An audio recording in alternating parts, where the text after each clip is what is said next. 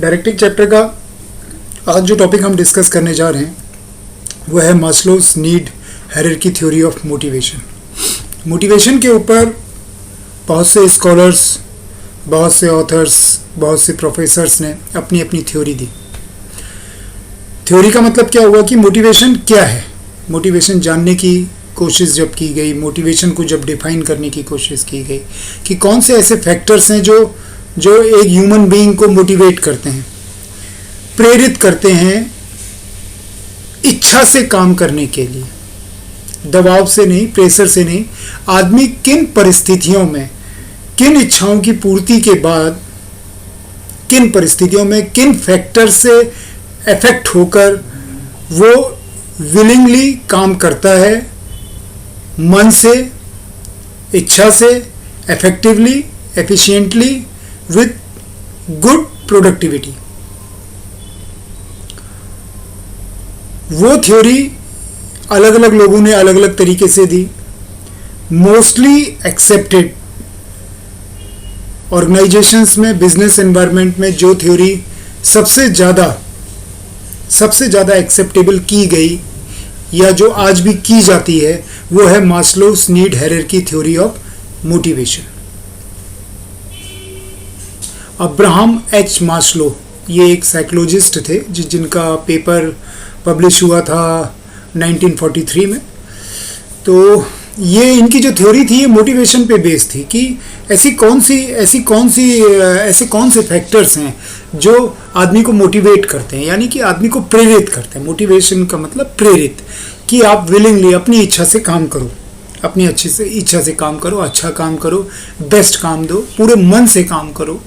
ये कौन से फैक्टर्स हैं, कौन सी ऐसी इच्छा है जो आपके अंदर जगती है और आपको मोटिवेट करती है कि आप काम करें।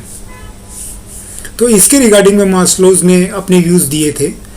इस थ्योरी के जो बेसिक एजम्पशंस थे कि उनकी जो थ्योरी थी नीड्स पर बेस्ड थी, ज़रूरत पर बेस्ड थी, उसके बारे में हम आगे डिस्कस करेंगे अभी नेक्स्ट स्लाइड में। तो मास्लोज नीड हायरार्की थ्योरी में बेसिकली उन्होंने ये बताने की कोशिश की थी कि आदमी की ज़रूरतें ही आदमी को प्रेरित करती हैं, मोटिवेशन देती हैं। प्रेरित करती हैं मतलब मोटिवेशन देती हैं या मोटिवेट करती हैं काम करने के लिए। ये जो थ्योरी है, ये थ्योरी कुछ एजम्पशंस पर बेस है, कुछ चीज़ें जो हमने प्री डिसाइड कर ली। जनरली जो भी थ्योरीज होती हैं वो कुछ ना कुछ एजम्पशंस पे बेस होती हैं, यानी कि कुछ सिचुएशंस, कुछ कंडीशंस हैं जिनको हम बेस बना के थ्योरी ड्राफ्ट करते हैं। तो ये एजम्पशंस क्या हैं जो मास्लोज नीड हायरार्की थ्योरी है, उसमें है peoples behaviour is based on their needs. इसकी पहली कंडीशन में आप ये मान के चलिए कि लोगों का जो बिहेवियर है वो लोगों की ज़रूरतों पर बेस्ड होता है। Satisfaction of such need influences their behaviour. और जब उनकी वो ज़रूरत पूरी हो जाती है तो उसका इम्पैक्ट उनके बिहेवियर पे आता है। Satisfaction of such need influences their behaviour, ये उनका पहला एजम्पशन होगा कि लोगों का जो बिहेवियर है वो उनकी ज़रूरतों पर बेस्ड होता है और वो जो बिहेवियर है वो इम्पैक्ट करता है या वो बिहेवियर इन्फ्लुएंस्ड होता है किससे, आपकी ज़रूरतों के पूरे होने से।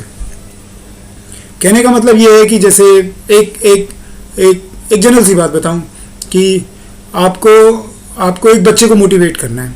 बच्चा बहुत ज़्यादा परेशान है, बहुत ज़्यादा झल्लाया हुआ है, बहुत ज़्यादा चिड़चिड़ा हो रखा है। क्यों? उसने ये चॉकलेट की जिद कर दी, मुझे चॉकलेट चाहिए, मुझे चॉकलेट चाहिए, मुझे चॉकलेट चाहिए। तो आप क्या करेंगे? बच्चे का बिहेवियर जो है वो चिड़चिड़ा हो रखा है, नाराज़ है, परेशान है, एक जगह पे सही से बैठ नहीं रहा है। आप उसको बहुत मोटिवेट करने की कोशिश कर रहे हैं, अलग अलग बातें बता रहे हैं, उसका ध्यान बदलने की कोशिश कर रहे हैं, लेकिन उसका दिमाग चॉकलेट पर ही अटका हुआ है और उसने वही जिद पकड़ रखी है। राइट? उसके बिहेवियर में कोई चेंज नहीं आ रहा। तो अल्टीमेटली उसको मोटिवेट करने के लिए, उसको प्रेरित करने के लिए आप क्या करते हैं? उसको चॉकलेट दे देते हैं, तो बच्चा शांत हो जाता है। तो क्या हुआ कि उस बच्चे की जो नीड थी, जो ज़रूरत थी, वो उस समय चॉकलेट की थी। उसकी इच्छा हुई अंदर से कि मुझे चॉकलेट चाहिए, और उसने जिद पकड़ ली। अब उसके बिहेवियर को आपने कैसे चेंज किया? उसकी जब एक्सपेक्टेशन पूरी हो गई, उसकी जब ज़रूरत पूरी हो गई, जब उसको चॉकलेट मिल गई, तो ऑटोमेटिकली उसका बिहेवियर चेंज हो गया। वो सेटिस्फाई हो गया, खुश हो गया, नेचर में चेंज आ गया, उसने अपनी जिद छोड़ दी और वो नॉर्मल बिहेव करने लगा।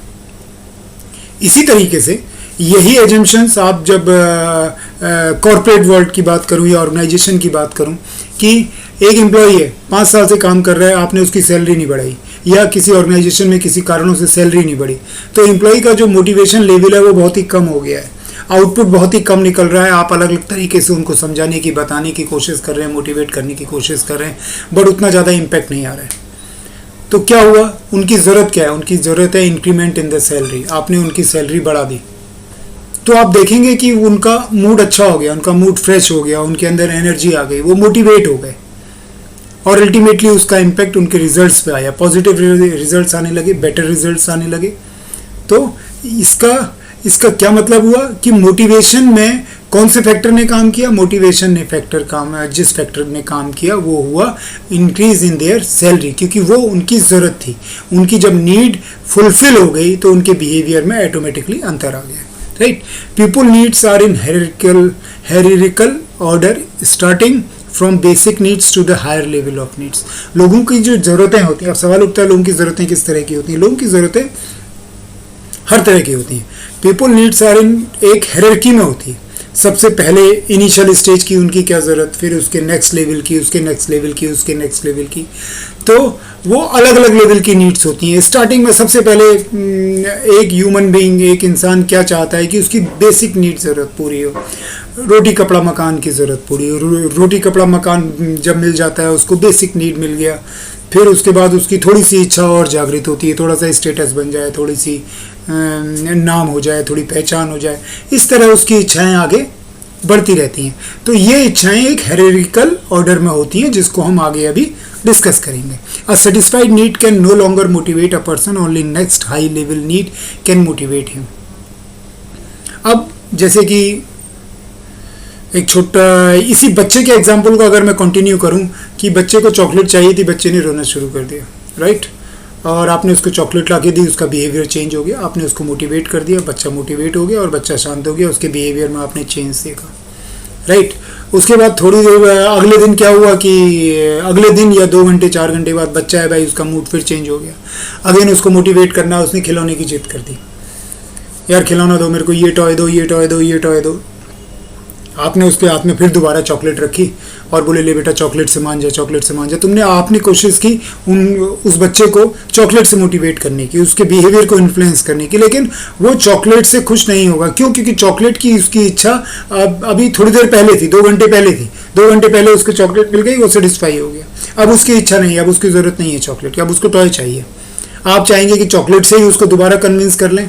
नहीं हो पाएगा। क्यों? क्योंकि उसकी हायरार्किकल जो इच्छा थी वो और ऊपर आ गई, चॉकलेट से वो टॉय पर आ गया, राइट? अब चॉकलेट उसको कन्विंस नहीं कर पाएगी।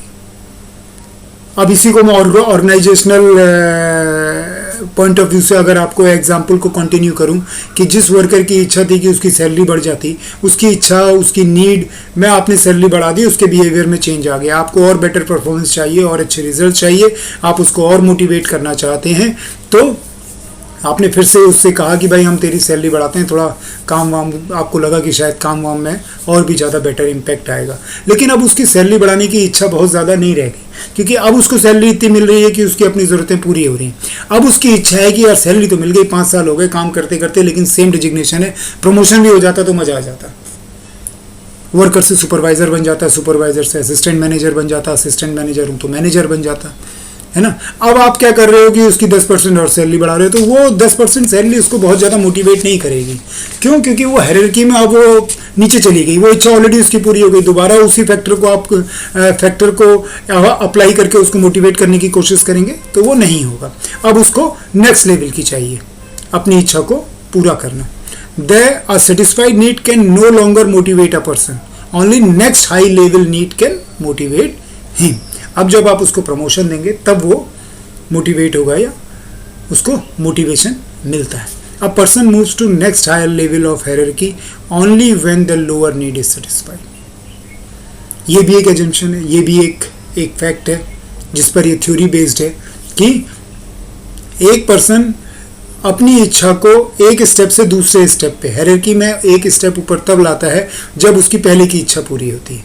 ऑर्गेनाइजेशनल वर्ड्स में अगर उसी एग्जांपल को अगर मैं कंटिन्यू करूं कि आदमी को जो सैलरी मिल रही है उस सैलरी से उसका घर सही से नहीं चल पा रहा है, हैंड टू माउथ बिल्कुल चल रहा है, बहुत ही मुश्किल से वो अपने घर को चला पा रहा है, उसको चाहिए थोड़ा सा 10% 20% सैलरी में इंक्रीमेंट, राइट।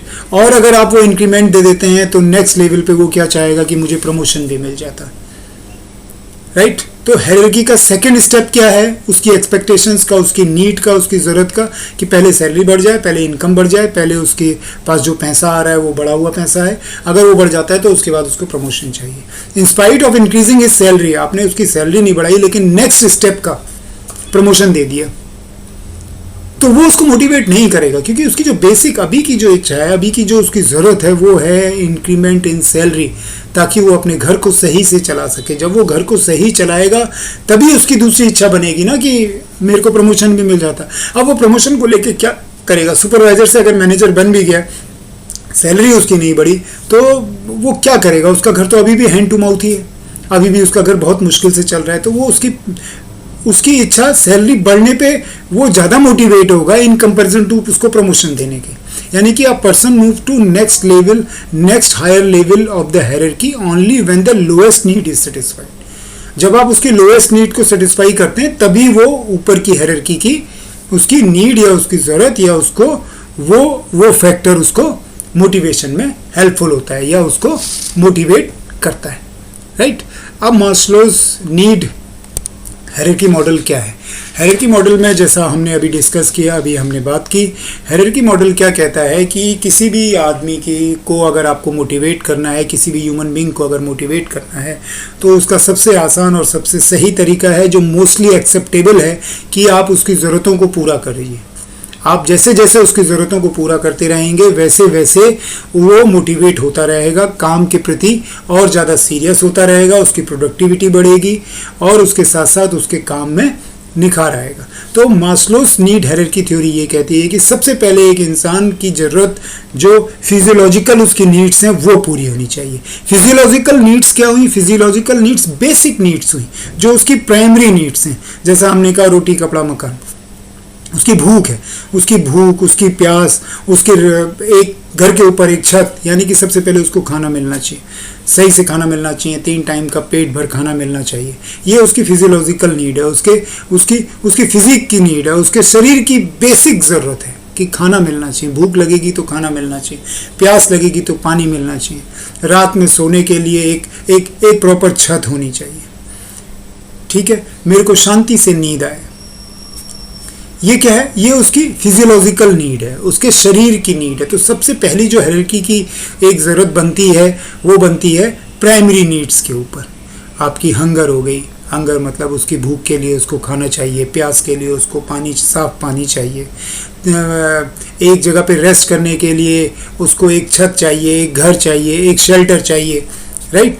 और शांति से उसको सोने के लिए 5-6 घंटे की नींद चाहिए, ऐसा इन्वायरमेंट चाहिए। इसके अलावा ये सब के साथ साथ बेसिक सैलरी चाहिए। बेसिक सैलरी का मतलब कम से कम तनख्वाह की जो बेसिक सैलरी है जिससे वो अपनी जायज़ फिजियोलॉजिकल ज़रूरतों को पूरा कर सके। ये हायरार्की यहाँ से स्टार्ट होती है नीड की।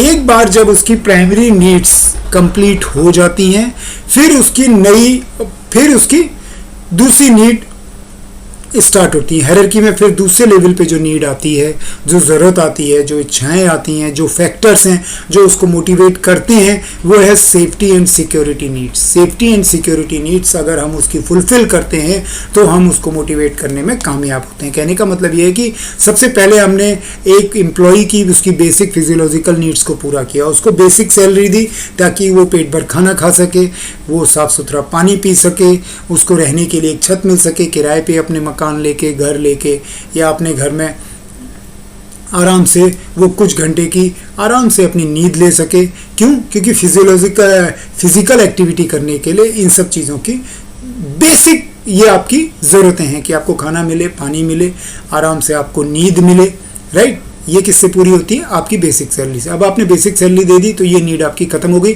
अब उसकी इच्छा बनी, अब उसकी नीड है सेफ्टी एंड सिक्योरिटी के लिए। सेफ्टी एंड सिक्योरिटी क्या? सेफ्टी एंड सिक्योरिटी है आपका protection from physical and emotional harm. क्या है आपका? प्रोटेक्शन। उसको प्रोटेक्शन चाहिए फिजिकल और इमोशनल हार्म से। उसको सुरक्षा चाहिए, उसको सुरक्षा चाहिए कि वो फिजिकली या इमोशनली हर्ट ना हो, उसके लिए उसको सुरक्षा चाहिए। वो सुरक्षा कैसे मिलती है? वो सुरक्षा ऑर्गेनाइजेशनल पॉइंट ऑफ व्यू से मिलती है कि उसको इस चीज़ का कंफर्म हो कि उसकी जो इनकम है, जो इसकी इनकम है वो सेफ है, स्टेबल इनकम है, उसको लगातार सैलरी मिलती रहेगी, उसका जो जॉब है वो सेफ है, वो बहुत ही लंबे समय तक सर्वाइव करेगा, जॉब उसका टिका रहेगा, उसकी नौकरी कहीं नहीं जाने वाली, मंथली बेसिस पे जो उसकी सैलरी मिलती है वो उसको मिलती रहेगी। तो ये सब चीज़ें जो हैं वो उसको इमोशनली एक सेफ्टी का अनुभव कराती हैं, एक प्रोटेक्शन का अनुभव कराती हैं कि मेरी नौकरी कहीं नहीं जाएगी, जॉब सिक्योरिटी हो गई, मेरी सैलरी कहीं नहीं जाएगी, महीने के आखिरी में, महीने के नए महीने की शुरुआत में मुझे मिल जाएगी, तो वो अपनी ज़रूरतों को पूरा कर सकता है। तो ये क्या हो गया? आपकी फाइनेंशियल सिक्योरिटी हो गई। जॉब कहीं नहीं जाएगा, ये आपकी जॉब सिक्योरिटी हो गई। कल की तारीख में जब मेरी नौकरी वो पूरी हो जाती है तो मेरे को प्रोविडेंट फंड ग्रेजुटी मिलेगी, वो जो पैसा है वो मेरे फ्यूचर में, मेरे बुढ़ापे में काम आएगा। ये क्या हो गया आपका? आने वाले टाइम पे उसकी लाइफ की, अपने आप में उसकी लाइफ की जो बेसिक ज़रूरतें हैं वो पूरे हो जाएंगी, तो वो उसको एक सिक्योरिटी मिल गई।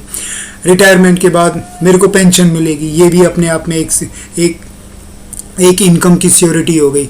तो उसको सेफ्टी एंड सिक्योरिटी जो उसकी नीड्स हैं अगले स्टेप में वो आती हैं। एक बार जब उसने अपनी बेसिक फिजियोलॉजिकल नीड पूरी हो गई, फिर उसकी अगली इच्छा बनी कि मैं अपने फ्यूचर को सेव करूं, फ्यूचर सेव के रिगार्डिंग मैं उसकी फ्यूचर को सेव करूं और मेरा फ्यूचर प्रोटेक्टेड रहे, वो उसके मेजर्स, उसकी नीड्स पूरी हो गई। तो उसकी अगली नीड बनती है affiliation and belonging needs. Affiliation and belonging needs क्या है? एक बार जब बेसिक इच्छाएँ पूरी हो गई, आप पूरी तरीके से सिक्योर हो गए, तो आप चाहोगे यार आपके पास फ्रेंड्स भी हों, दोस्त भी हों, है ना, यार दोस्त भी हों, आपको लोगों से प्यार भी मिले, आपको लोग एक्सेप्ट भी करें, आप मतलब एक्सेप्टेंस भी हो लोगों के बीच में, आपको लोगों का मॉरल सपोर्ट भी मिले, लोग आपको पसंद करें, आप लोगों को पसंद आएं। तो ये क्या होता है? ये बिलोंगिंग नीड्स होती हैं, ये इमोशनल नीड्स होती हैं। आदमी की बेसिक इच्छाएं पूरी हो गई, अब वो चाहेगा मैं लोगों के बीच में मेरी अपनी एक पहचान हो, लोग मुझे एक्सेप्ट करें, लोग मुझे प्यार करें, है ना। तो ये क्या हो गया? Affiliation and belonging needs, emotional needs हो गई। उसके बाद आता है एस्टीम नीड्स। एस्टीम नीड्स क्या होती हैं? एस्टीम नीड्स थोड़ी सी हायर लेवल की होती हैं, जिसमें आदमी उसके बाद चाहता है कि उसका अपना एक स्टेटस हो, स्टेटस के साथ साथ उसकी एक सेल्फ रिस्पेक्ट बन जाती है, एक सेल्फ रिस्पेक्ट उसको मिलनी चाहिए, एक सेल्फ रिस्पेक्ट उसके अंदर डेवलप होती है, वो स्टीम नीड होती है। उसको स्टेटस चाहिए, उसको रिकग्नाइजेशन चाहिए, उसको पहचान चाहिए। ये क्या है? स्टीम नीड्स हैं, हायरार्की में ऊपर की तरफ आती हैं। और सबसे ऊपर जो नीड होती है, सबसे टॉप में जो नीड आती है वो आती है self actualization needs. Self actualization needs hierarchy की सबसे टॉप मोस्ट नीड है, जिसमें आदमी बहुत ही ज़्यादा मोटिवेटेड होता है, बहुत ही हाई लेवल पे काम कर रहा होता है, बहुत ही हाई एनर्जी के साथ काम कर रहा होता है। तब उसके अंदर इच्छा आती है कि मैं गोल अचीव करूं, फिर वो अपनी इंडिविजुअल नीड्स को छोड़ के काफ़ी हद तक वो ऑर्गेनाइजेशन के लिए पूरी तरीके से डिवोटेड हो जाता है, और उसके अंदर की इच्छा जो होती है वो इच्छा एक्सट्रीम लेवल पे होती है, जहां जिसका बेनिफिट एक कंपनी को, एक ऑर्गेनाइजेशन को मिलता है जब उसके अंदर से मन करता है, जब उसके अंदर की इच्छा जगती है अब मुझे गोल अचीव करना है, मुझे कंपनी का ऑब्जेक्टिव अचीव करना है, जो टारगेट दिए गए हैं मुझे वो टारगेट्स को अचीव करना है, मुझे ग्रोथ देखनी है, ग्रोथ अपने आप में भी, मुझे अपने आप को भी आगे बढ़ाना है, कंपनी को भी मेरे एफर्ट से मेरी कंपनी ने भी बढ़ना है, और मुझे खुद भी अपने आप को बढ़ाना है।